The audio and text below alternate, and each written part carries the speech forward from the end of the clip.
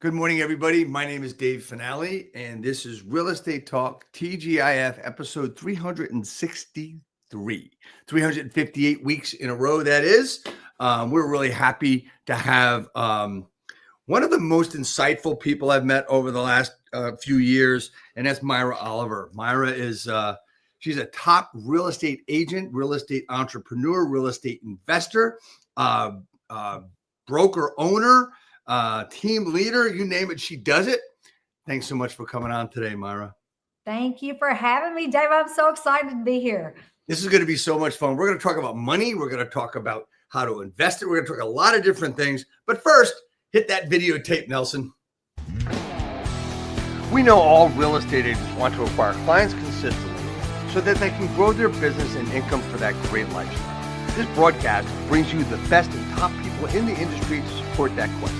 This is Dave Finale, and I'm here to bring you the Real Estate Skill Builder broadcast, Real Estate Talk TGIF, brought to you by Real Estate Skill Builder and Align, your premier real estate solution. Good morning again, everybody. Real Estate Talk TGIF is here, episode 363, and we have Myra Oliver. And I am going to do exactly what I always do. I'm going to read about Myra and let you know more than you knew before. So Myra's a self-made entrepreneur, real estate investor, and author who began her journey as a hairstylist and business owner, I guess 20 years ago, Myra? Something like that? Probably 30. But probably 30? Okay. A proud Kentucky native, she used smart real estate investing to retire by the age of 33, then came back even stronger. She bought her first property by saving by doing $5 haircuts. I love that story, which we're going to get into. Now based in Denton, Texas, Myra owns a real estate franchise in Northern Kentucky. Is a member of the National Association of Realtors Hall of Fame and has held top leadership roles in the industry. Her true passion is helping people see their money differently to create lasting impact for their families. Thanks so much for joining us, everybody, today. We're going to have some fun today. Good morning, Myra. Oh, good morning, Dave. It's great to be with you. And thank you for having me. I'm excited to be here. Yeah, the next number of minutes we're on, 30, 45, whatever it is, we're gonna talk about this stuff. But first, Myra, I got a question for you. This is called Real Estate Talk TGIF. What does TGIF stand for? Thank God it's Friday. You know what? Most people would say that, most people do. But the real answer that when we're talking on Real Estate Talk TGIF is thank God it's finale. Here we are. I love it. I love it. Right? So, but here we are. We'll talk about you and what you do. But first, I really think it's always important to talk about where you came from, where you started. The $5 haircut thing is really, really cool and makes a lot of sense. And we talk about money in small pieces up to big pieces. But tell us your journey and how you got from the beginning to today. So, I'm a Kentucky girl, so I'm not a Texas girl. I was born and raised in the great state of Kentucky, and I have that wonderful high school education from Kentucky that really worked well for me. So I started out, I thought I was going to be either a veterinarian or a hairstylist, and I went for the hairstylist because I was ready to make money when I got out of high school. And I watched my grandmother do hair, and she made people feel great, Dave. And when I saw that, I knew I wanted to do that. I wanted to make people feel good. So I got my hair license at 18 and I moved to Texas. A friend and I moved to Texas and decided, okay, I'm going to do hair. And I bought my first salon at 20 years old, along with buying my first house. Wow. And that's how I got started. I was doing $5 haircuts. This is in the late 80s, 90s. And I found out real quickly that I need to be doing chemicals because that's where the money was, perms and highlights. And so I started doing that and just saving my money. And I just decided at an early age that I didn't want to be broke. My mom and dad were both school teachers and they worked 2 jobs. I was a latchkey kid, Generation X. Right. So they would come home after teaching school, they'd feed us, and then they would leave and go to the next job because they wanted to make sure we had all the things we wanted. But Dave, what they missed out on was the things that we needed, which we needed time with them. Right. And that is why I think that really at a young age, I realized quickly that I needed to save my money, because it was never about how much money you make. It's always about how much money you keep. You and I both know, we know a lot of real estate agents. I know a lot of real estate agents make a lot of money and spend a lot of money. Yep. And it's always about the net that you bring home to your family. It's never about the gross. And we talk a lot about GCI, gross commission income, but sometimes it's really gross because of what the net is, right? Yeah. So that's how I got started. And I started doing hair. I met my husband, who's a Texan, so I ended up staying in Texas. And then by the age 33, we had accumulated 10 properties. My husband was a policeman, and I wanted to get him out of that. And the goal was to 5,000 net a month for us. And with 10 properties, we were able to do that. I sold my hair salon. He quit the police department, and we were free. And at 33. Free at 33. I love the way that sounds. So, I mean, I wonder how many agents, real estate agents listening to this that will watch this are going to be free at 33. So what was next for you after that 33 and free? Yeah, we started traveling and having fun, and we weren't tied to a job, right? We had to go broke where we had to work every day. We got to work because we wanted to, not because we had to. And so we worked on our rent houses. We started buying some more rent houses. I quickly realized that, you know what? I need to get my real estate license. I need to be making that commission for us to use for down payments, and just because sometimes I felt like I knew more than the real estate agent, if I'm being honest. And a lot of us have had that experience. Yeah, always. And it made me think, well, I'm going to get my license. So at 36, I got my real estate license and decided, okay, I think I'm going to try this. And my first year in real estate, I did not sell a single house. I rented because I owned apartments, and by this time I had bought some apartments, and I had single family and duplexes. And I decided, okay, I am going to, let's see what happens. So I started renting properties, and I rented 248 units my first year, and I made $120,000 in real estate. Wow. Now, I lived in a town where I didn't know anybody because we had moved here. And so I put all those names in database, and I started working the database. In the second year in real estate, I sold 20 houses. By year 3, I was selling over 100 houses a year. So let's go. Yeah. You worked rentals, and everybody you did a rental for went into a database. That's right. Interesting. This is I got to tell you, Myra, this is a recurring theme that I hear from most successful agents. They start somewhere, they build their database, they work their database, they're doing 20, they're doing 40, and doing more. Go ahead.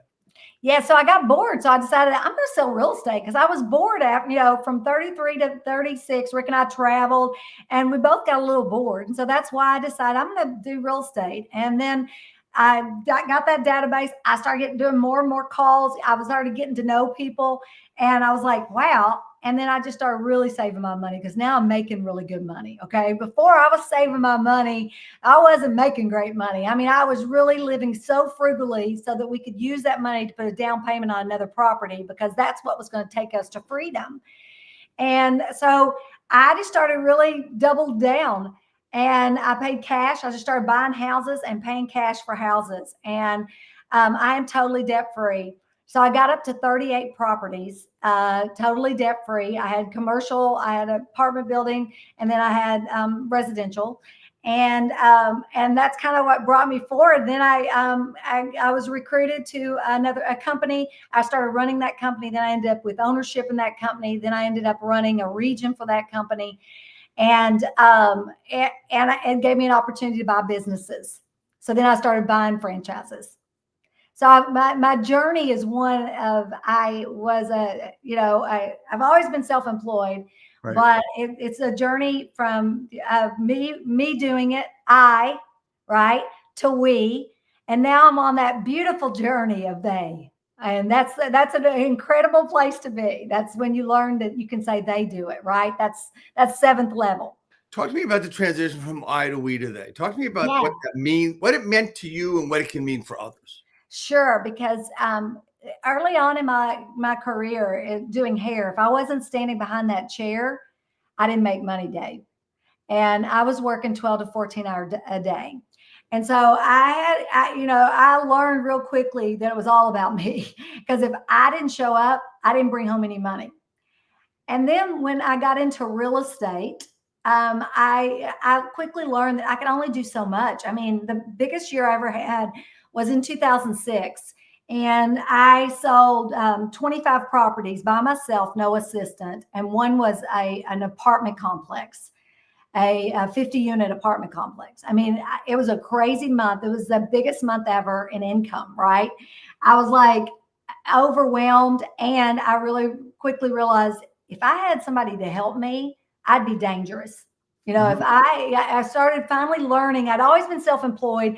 I always was one of these people, which a lot of real estate agents are. I'm very driven. And I'd always knew that I could do it, right? Nobody could ever hold me back. The only thing holds me back is right here. And that's with all of us, right? That's everybody. Yeah. So I was like, wow.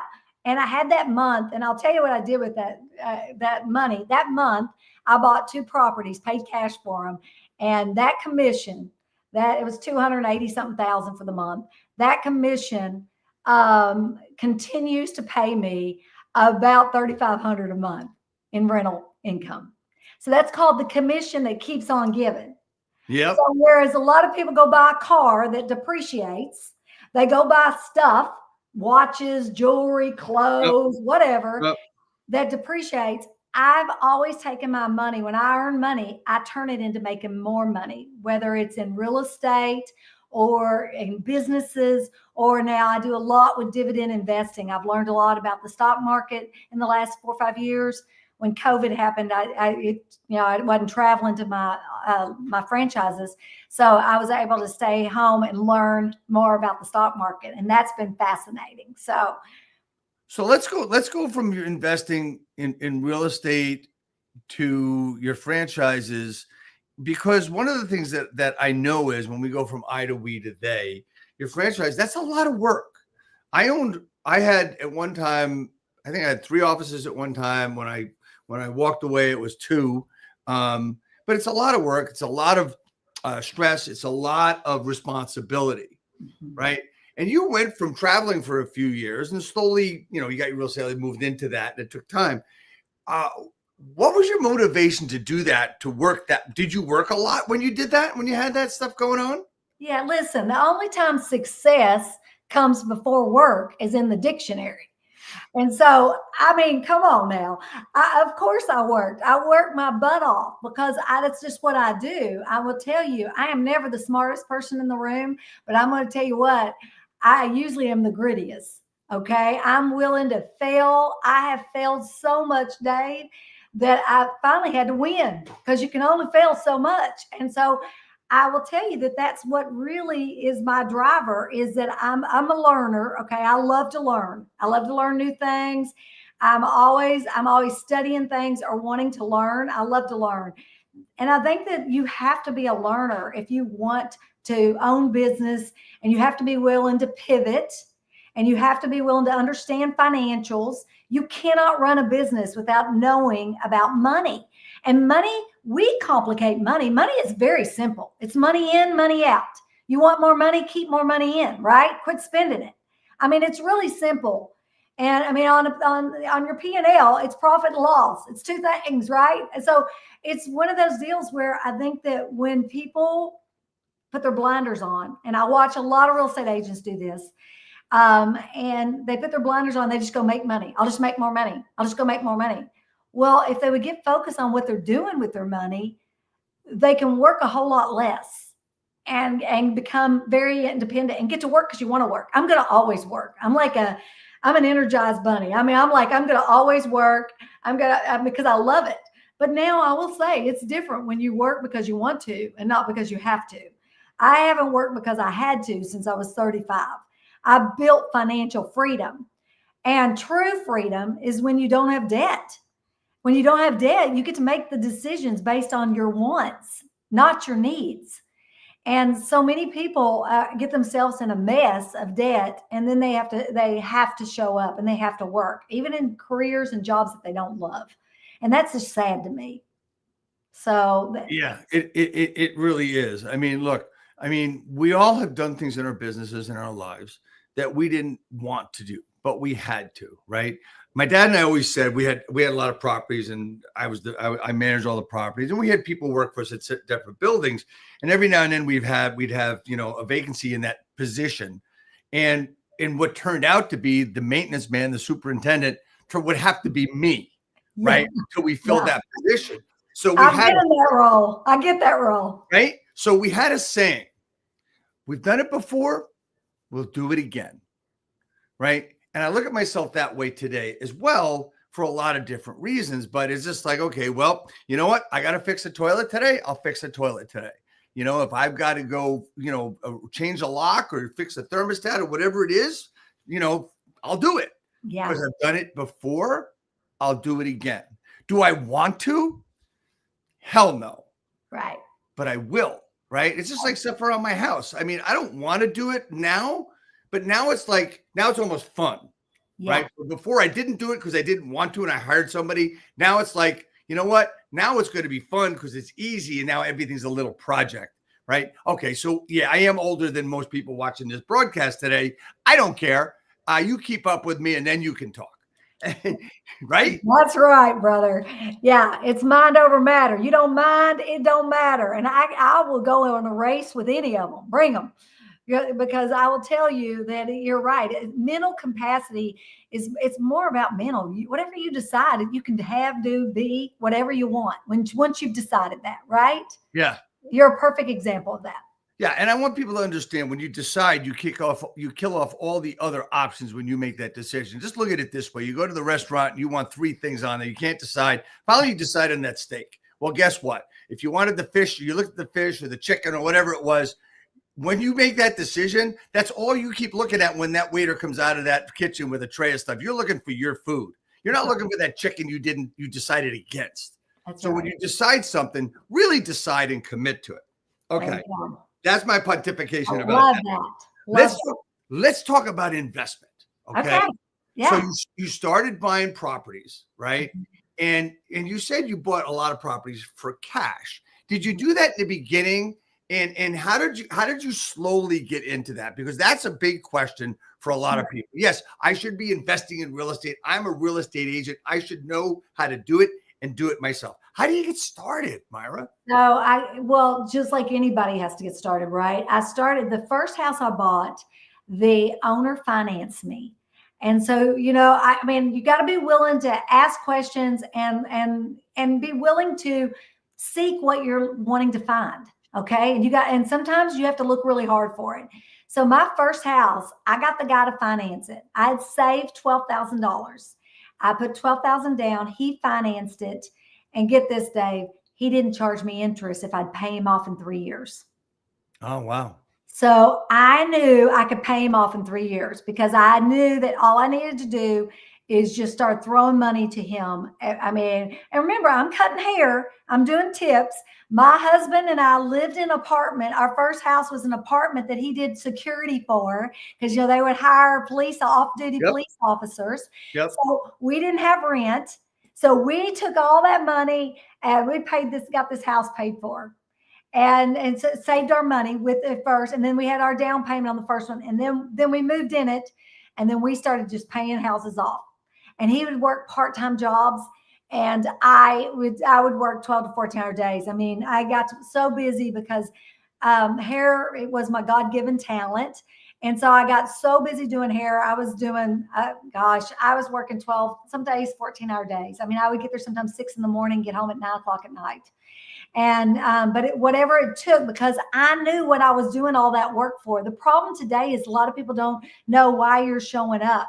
And if you're just showing up to pay the car payment and the house payment, you're going to always be miserable. You've got to have purpose and know where you're going. So many of us don't know what is the end goal? Where are we going? And in order to know where you're going, you got to know where you've been. So you've got to figure out what do you have so you can know what you want. And then now we can start from ground zero and start building it to where you want to go. And I think so many times with Instagram and TikTok, Facebook, we see people showing all this, that they're so successful and they're showing all this stuff. And what I found is that's fake. Don't pay attention to that. Get focused on what you want. Whatever they've got, it's not going to help you. Yeah, yeah. There's a couple of things. Just the last thing you said. I mean, you have to understand, everybody out there, that what you see on social is a lot different. And you know what? It might be real for them, for those people, but for you, it's not. That's Okay. right. So for you, it's really fake book, not That's Facebook, right. right? That's right. So and I want to get back to something that you said. You talked about owner financing, and people are going to say, well, how the hell do you do that today in today's market? So I there's just did it. And the guy asked me.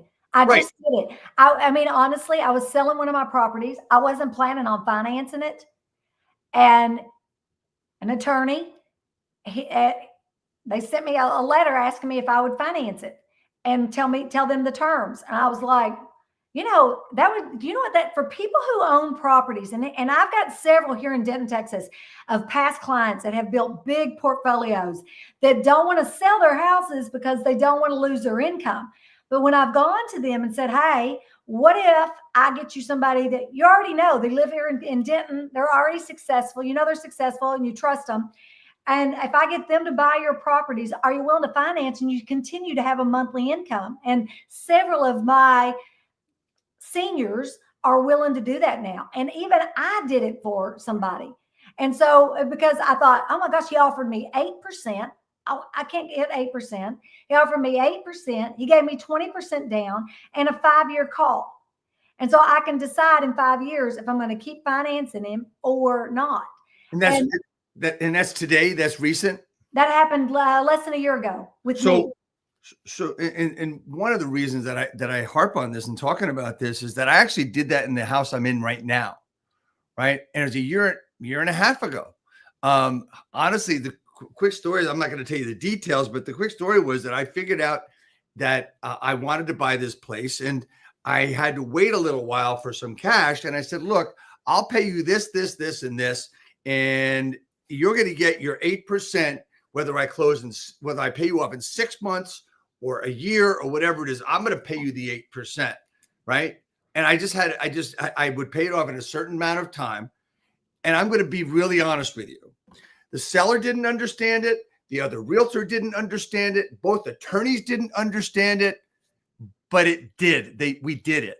They didn't understand what it meant, and which was really crazy because you're very intelligent people, right? Yeah. So no one has to understand it but you, and that you're honest and trustworthy, and you got something behind you. So it can be done today. I am proof. I did it.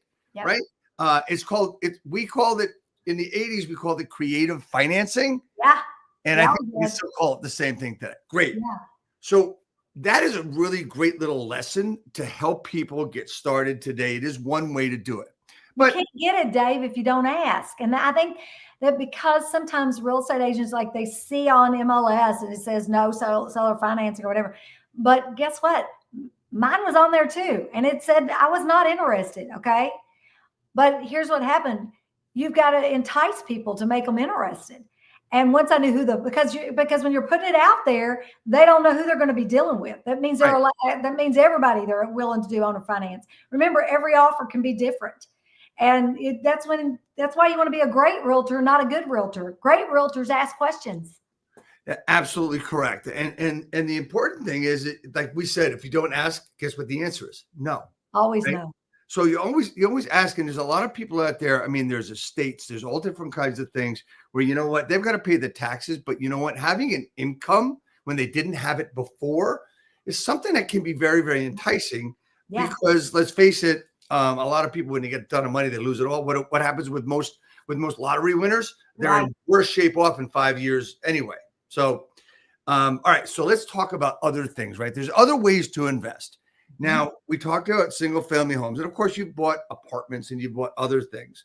And because of the accumulation of cash and the accumulation of what your net is, you're running the numbers on these buildings, right? You're figuring out numbers. You're figuring out what it is. What is your strategy, economic, financial strategy for purchasing a property, whether it's a house, 2-family, or a commercial property? What is your strategy, Myra? So it's totally different than what it was when I started. So let me start with when I started, because my parameters were a lot less as far as cap rates. When I first started, if I can make a few $100s a month on a property, I was happy. But I'm going to tell you, there's no way I would buy anything to make a few $100s a month now because I'm different. But when you first start, you're going to do what you got to do to get started. You've just got to get started. And you also need to make sure you protect yourself. Like I would tell you to get, home warranties and things like that, because if you're only making a couple $100, one AC unit going out can destroy you if you don't have your reserves. So, I mean, I also am very cautious when I tell people things, because I think that you've got to know what your risk factors are, and you need to know what can and cannot happen, right? And so back in the day, I mean, honestly, I just went out there and made it happen, and I took risk. Today, I'm not as risky. I might be a little more risky on stocks that I buy, but I'm not as risky on real estate because I know it too well. And there's no need to be risky because the numbers don't lie. I've got 30 years invested now, and I understand the numbers. And so when I look at numbers now, I mean, I got to make good money on a property, and I want a 10 cap, and they're hard to find. Yeah, they really are hard to find. So the interesting thing about making a couple of $100 is one of the things I learned from my dad, who's, interestingly enough, real estate was his hobby. He was a dentist, and he just kept buying real estate because he always said, real estate, they ain't making more of it. They ain't making any more land. I know he didn't make that saying up. Somebody else did, but he said land, they ain't making more of it. Right. But his strategy was really, the man never ran a number. Never ran a number. He just knew that, and then, okay, so he did. So his numbers were this: what's it going to cost me? What's coming out of my pocket? How much is my monthly payment with everything I've got to do? Will it pay for itself? And if the answer to that was yes, he did the deal. Perfect. Right? Perfect. Yeah. Then that is a great way to get started. That's a great way to get started, because here's the deal. Fear holds all of us back. Fear will hold you back and you will get nothing. And you might as well try. The great thing about real estate, you and I both know, I mean, we've been doing it so long. I have lost money on a property. I've had to wait some out through a period of time where the market moved backwards a little bit before I could sell it, but it was rented and it was paying the bills. But the thing is that everything, I mean, my very first property, I paid $35,000 for it. And it rented. I've made over $300,000 in rent over the last 30 years. I just sold it. A guy made me a ridiculous offer. I had a tenant that had been there a long time, and I was getting ready to have to start spending a lot of money on it because they moved out, bought a house and moved out. And I was like, do I want to spend $100,000 or just sell it as is? Because I don't want the headaches anymore. I'm in a different place in my life. Yep. Years ago, Rick and I had been over there mucking the house and doing everything we needed to do, right? We would have fixed it ourselves. Now I'm like, and the guy offered me $235,000 for it as is. We're talking about an 800 square foot house, by the way. A little 2-bedroom, 1-bath. And I said sold, because I thought it was weird that I'd paid $35,000. He offered me $235,000 for it. And so I just thought it was meant to be. He closed in a week and done. But other than that, I don't normally sell until the last few years. I never sold. I kept everything. But I have recently sold 2, and I did owner finance on both of them. So there you have it, right? Okay. So we've given the quick lesson on creative financing and owner financing.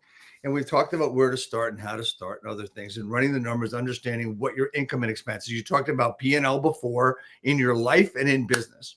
So there's other ways. So there's a lot of real estate agents out there that would like to invest, but Dave, I just don't have the money. Myra, I don't have the cash. I've got, maybe 10, 15,000, but I've got a house that my family lives in, and you know what? I got to pay those bills, and that's my priority. But I know I need to invest.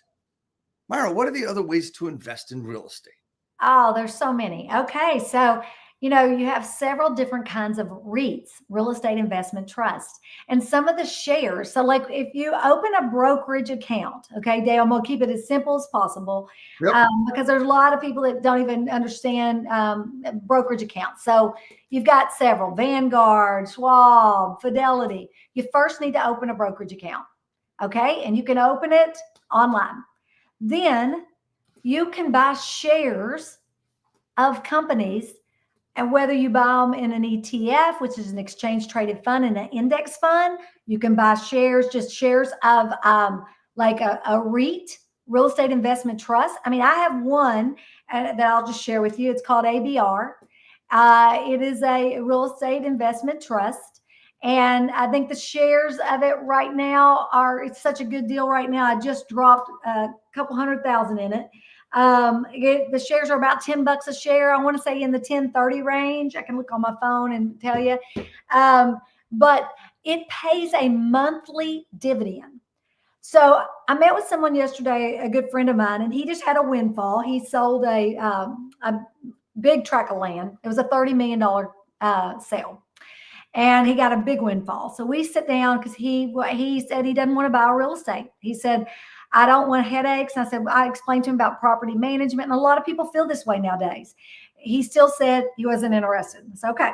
So I showed him some stocks that he could purchase and get a monthly income. So what you would do, the wonderful thing about stocks is that stocks can either pay a dividend monthly or a dividend quarterly. Now, here's the deal. The thing about this is that you can either have it reinvested when they pay the dividend and you have it reinvested monthly or quarterly when they pay it out, or you can have it sent to your bank account as a cash monthly income. Now, here's the deal. I'm a dividend investor. I am not a speculator. Okay, so what you need to understand, there is a huge difference. On dividend stocks that pay dividends, dividend stocks do not go tons high all of a sudden and go, they don't do this. They do not. Because here's the deal. On dividend stocks, they're paying the profits out to the stockholders. Whereas other stocks that don't pay dividends don't do that. That's why you get the increase from when you've purchased it and then you maybe a few years later sell it and you make money, right? That's right. Now, I do my dividend portfolio inside of a brokerage account. I don't do it in my retirement account. In my retirement account, which every real estate agent needs to look into, a 401k, a SEP, a simplified employer retirement account, pension, we've all need to have these things set up so that we can have the write-off, okay? Because what I'm talking about is in my brokerage account, which means I pay taxes on that money at the capital gains rate, which I'm fine with that. I like to make money. However I make money, I have no problem paying taxes when I make money. But a lot of people say to me, well, I don't want to pay taxes. Well, you're going to pay tax on your rental income money. Yep. I mean, you're always going to pay taxes. That's silly to say that because all you're doing is holding yourself back from making more money. Right. So that person you're talking about that says, I want to invest in real estate and I've got $100 or 100 million, whatever you got. You can open these accounts. There's no set amount to open the account. You can open the account with $10 and buy one share. But there's several different REITs. So they're investing in real estate. They can do mortgage REITs. They can do, there's all different kinds. Real estate REITs, mortgage REITs. They can do all different kinds of different REITs and figure it out. They can do industrial. I mean, there's several different ones. And so that just would depend on them. But my first thing is you've got to open a brokerage account. Step one, you got to open a brokerage account. You need to link it to your bank account so you can wire some money over so you can start. And then there's several different ones you can look into. Some that I have, and again, I'm a real estate agent. I've got a lovely high school education. I am not a wealth manager. I am not a stockbroker. None of that. This is not financial advice I'm giving. This is more telling you what I'm doing that has worked out unbelievable for me. Okay. I'm earning 6 figures right now on my dividend portfolio a year. It is paying me better. Matter of fact, I'll tell you about one. I have $400,000 in QYLD, and QYLD is the NASDAQ 100. And so the QYLD is a monthly dividend. Currently, I think it's at about, I want to say $16 range. I didn't look this morning. But in the $16 range, I make about $60,000 a year. Now I cannot spend $400,000 and net $60,000 a year on a house. Now I don't know about in your area, But I can't do that here in my area. Right. I would be lucky after taxes and insurance. I'm in Texas, so our taxes are really high because we don't have a state income tax. I would be lucky if I could make 20,000, and then plus I would have depreciation to take that away. But I mean, honestly, I don't know anything you can spend 400,000 to make $60,000 a So year. I want to, clarify a couple of things about this. Now, I believe that if there's anything that's, kind of bulletproof when it comes to some investments, is real estate is possibly one of those things. REITs are another one of those things. We've Right. heard a lot about this, the T word over the last few months called tariffs, right? Yeah. If you look at the regular stock market, and if you look at what 401ks have done, there's been some, there's been volatility. Let's just use that word, right? There's been volatility. And I think a hedge against that volatility is exactly what you're talking about. Right. Number one, real estate. Okay, Yeah. yes, it's going to have its ups and downs, its ebbs and flows as far as values are concerned. We had 2008 and we had 2001, we had the late 80s, we had the early 90s, we had all that stuff. We had the late 70s. Believe me, I was there for all of it, and I've seen it. I have won, I have lost, I have won again, and I have lost. I've got the experience in that. And one of the things I can tell you is that the best thing that's a hedge against all of it is real estate. Yeah. Real estate investment trust, honestly, is probably going to be better than you buying a house and renting it out. And QYLD is not a REIT, but another one that I have as a REIT is ABR. So you can check it out also. It's the one in the $10 range. And that is a REIT. STAG, STAG, and you can go look at some of these. ORC, it's more of a mortgage REIT. I mean, there's several you can look up. AGNC. These are all ticker symbols, you guys. I don't want to confuse anybody that doesn't understand the stock market, so I want to keep it really simple. But these are ticker symbols that you can put in and check them out. And again, there are risk factors. Yes, they're higher risk. I mean, for my retirement account and how I became a millionaire, I would have become a millionaire if I'd spent every penny. And this is why I think it's important to get our real estate agents investing in their retirement account, because if you do spend every penny, but yet you maxed out your retirement account, you'll be a millionaire within 20 years anyway, if you do it right. And that's what happened to me too. And that was in the S&P 500 because of just its growth. It's been over 10% for the last 50 years. So, I mean, there's several things to look at. I'm doing both. I'm doing all of it. Because I'm diversified. I own businesses, I own stocks, I have a retirement account, and rental property. And I think all of it's great. I think you just got to get started. I think that's the key, is that people just don't get started. So that's kind of where I'm at. That's fantastic. So, all right. So we've talked about your journey in life, your journey in real estate, where you are with investing and stuff. I want to talk about something that's probably really cool for you, is down home money. So let's talk about down home money. What's in the book? What inspired you to write that? And you talk about it all the time. Matter of fact, it is the one thing that we want to talk about with you. And for anybody, we're going to put up some information here. Give me 1 second. I want to put up, where'd it go? There it is. So this is your website. This is your email address. I wanted to put that up because I want to talk about down home money. Talk to me about it. What inspired you, and what's in that book? Oh, Dave, it is my passion project. It is my give back, because I've been so blessed in my life, and it's my calling. So Down Home Money was created in 2020 when COVID happened. I decided, okay, I've got all this free time. I'm going to write the book that I've always said I wanted to write, because I think so many people don't understand that there are more blue collar millionaires like myself with high school education than there are white collar millionaires. And I think that sometimes we're a little more quiet. It's the farmers, it's the school teachers, it's the firemen, it's the people who save their money. So we're not so flashy, right? Right. We just save our money and we become millionaires. And I wanted to just tell my story of a hairstylist who saved her money and was smart with her money and was able to become a millionaire by the age of 33. And that's what I wanted to do. And so I had the time to do it finally. And so that's how Down Home Money started. And again, it's a passion project. I speak, I go and I share with people about money and how to keep more of it. And because money is not complicated. We complicate money by overspending. Right. And money is only good for the good it can do.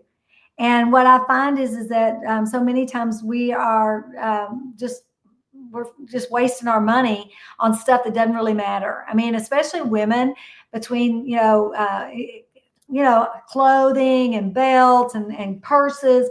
I always laugh. My purse is from Walmart, and I probably got more money in my purse than the ones that came from Gucci. And so I just laugh because they got the Walmart wallet. I got the Walmart purse with the Gucci wallet. But it's just interesting to me when people do that. And then that stuff, the value. Here's the thing. I use my money to buy assets. That's the key. I'm not using my money to buy stuff. And I think that is the key. Is if you buy assets, they will increase in value. If you buy stuff, you're going to roll all that stuff out and have it in the garage sale. And that $300 purse you paid for is now worth $5 at the garage sale. That's right. And it's just, I really teach that. And I share that. And I just share that how important it is to be investing in yourself. Stop investing in being a consumer. Start investing in your future self. 100%, 100%. I mean, okay, so you wrote Down Home Money. It's your passion project. Talk to me about what's in the book, and talk to me about where it goes and what it leads you to. So in the book, you're going to hear about all the different ways that you can make money. And I talk about, dividend investing. I talk about portfolios. I talk about retirement. I talk about my real estate ventures, and there were a lot of them, mistakes along the way. And I talk about just life, and just how we all have hard stuff. And there's more people struggling with money right now than ever before. And you have to decide. It's more of a mindset. The book just shares my mindset around it. There were many a days I got up, I didn't want to go to work. There were many a days that I thought that, I got tired of living haircut to haircut. And then, and then we see people living commission check to commission check. I mean, we've all been there. And I wanted to share my journey because I didn't all of a sudden wake up and was super duper successful and wealthy. It was $1 at a time, Dave. $1 at a time that got me where I am. And my book shares that journey and it's a great inspirational story of how to get started and the steps to get there, and talks about, profit and loss statements. It talks about net worth, and it gives you some tools to get started. That's really cool. So you're a new real estate agent. Let's pose a theoretical situation here. You're a new real estate agent, and you really want to. It's something that you've decided to do because it's there, and you figure it's a great way for you to talk to people and for you to make money. Where are you starting, Myra? Oh my gosh. Okay. I talk about this all the time. So thank you for the question. So here's where we're going to start. We're going to sit down and we're going to write down everybody you know. Pull out your phone book, pull out everything, get on Facebook. Who are we going to put in our database, right? Because you got to get started with the database. I don't know a single successful realtor that doesn't have a brilliant database, because that's where it all starts. And if you don't have one, then we've got to create one. And how are we going to do that? Because here's the deal. When you're a new realtor, you don't have money. Here's the difference in somebody that's super successful in real estate. They've got money. They can spend money on leads. All new realtors, that's the first time they ask me, should I buy leads? No, we're going to create leads. We're going to get out there. You're going to go to all your community. Where's your church? Who do you know in your church? Who do you know in the other activities, your gym? Who all do you know? Your hairstylist. That we've got to let them know you now sell real estate, and you've got to become your own billboard. I mean, you have got to get out there and get the information out there. Whoever talks to the most people wins the game of real estate. And I love when people tell me, well, you don't know that things are different. Things aren't different. I moved to a town, I knew no one. Okay.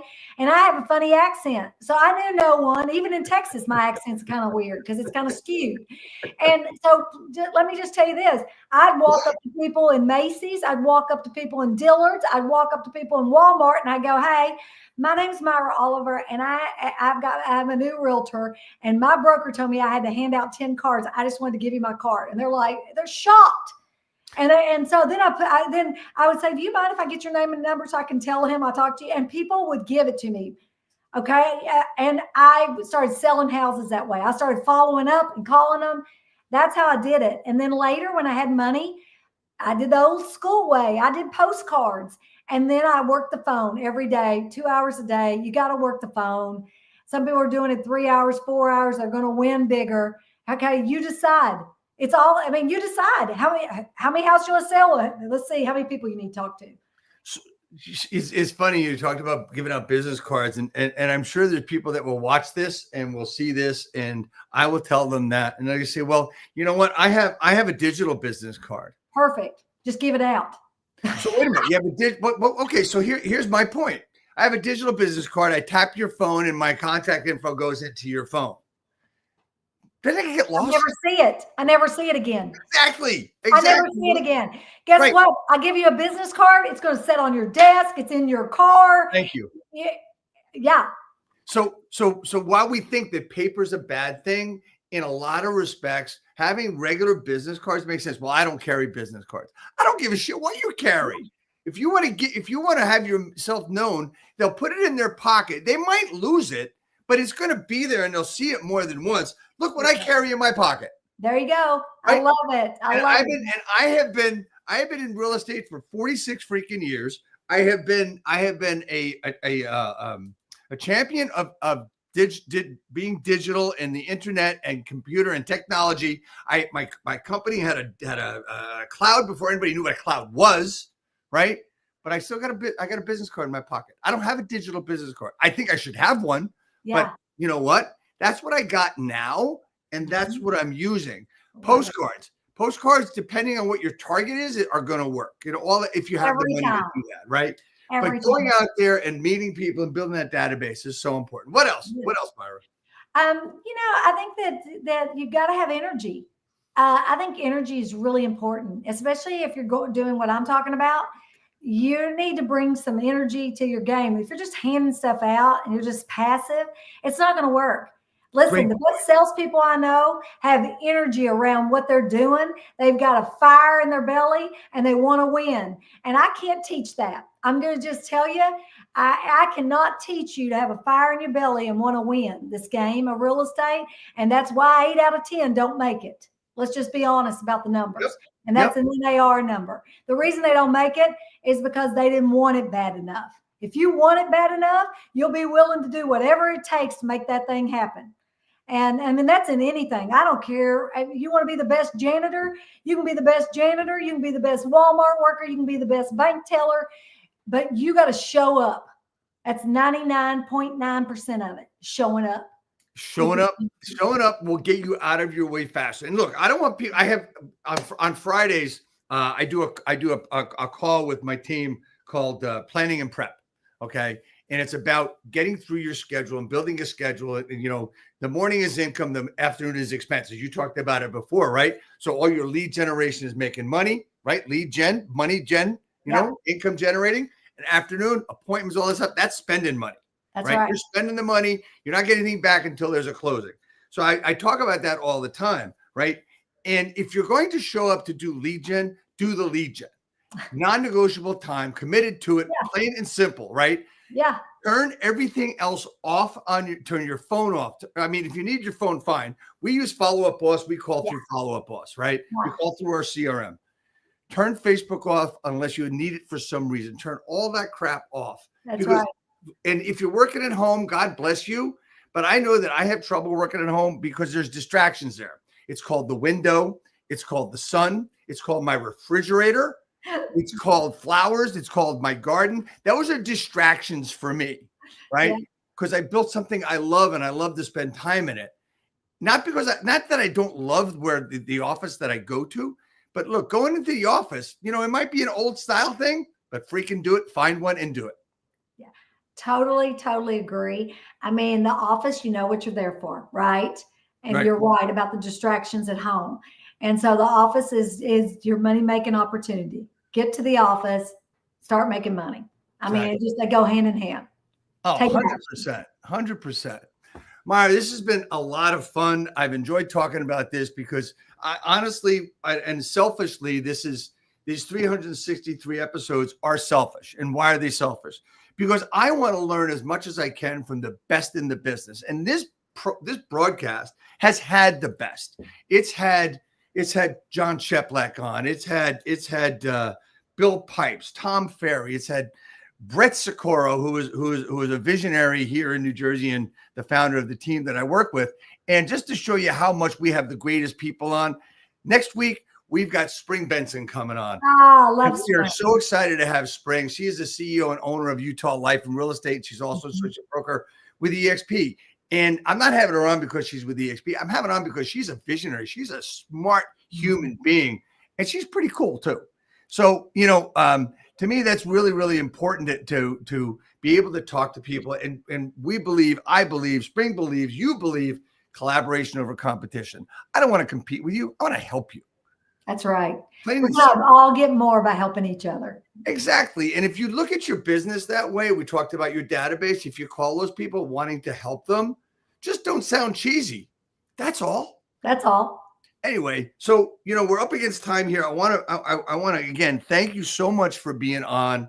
And just so everybody knows, we have Myra's information, contact information on the bottom of the screen scrolling. Her Instagram is up there at Down Home Money.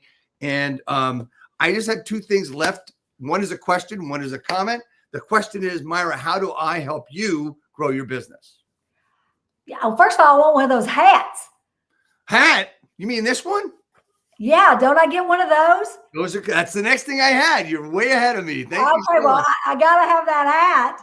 So I want that for sure. Okay. And I mean, keep leading people the way you're leading people, Dave. You know what? How we all get better is that we all rise to the occasion and we show up and we help others get what they want. So that's how you can help me. Keep doing what you're doing, brother, because we're on a mission to help as many people as we can help.